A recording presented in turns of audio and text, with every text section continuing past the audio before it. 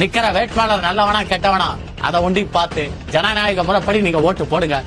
வரப்போற தேர்தலில் இந்த தமிழ்நாட்டுக்கு ஒரு தலை சிறந்த மாற்றம் வரும். மாற்றம் வந்தாலும் அவன் தப்பு செஞ்சாலும் நீங்க கேட்கக்கூடிய தைரியம் உங்களுக்கு வரும். என்ன மாதிரி தயவு செய்து இந்த தடவை தமிழக பொதுமக்கள் சித்தி, நான் இவங்களுக்கு தான் ஓட்டு போட அவங்களுக்கு தான் ஓட்டு போடலன்னு நான் சொல்லல. புதுசா யார வேணாலும் நீங்க தேர்ந்தெடுக்க. ஜனநாயக முறைப்படி காசு வாங்காம தேர்ந்தெடுக்க, இலவசத்துக்கு ஆசைப்படாம தேர்ந்தெடுக்க. உங்களுடைய உரிமைகளை விற்காதீங்க. அப்ப நீங்க உங்களோட பிரச்சனைகளை நீங்க அந்த தொகுதி எம்எல்ஏ கிட்ட நீங்க தட்டி கேட்க முடியும். அவன் வீட்டு எம்எல்ஏ வீட்டு வாசல்லே போய் நிக்கலாம்.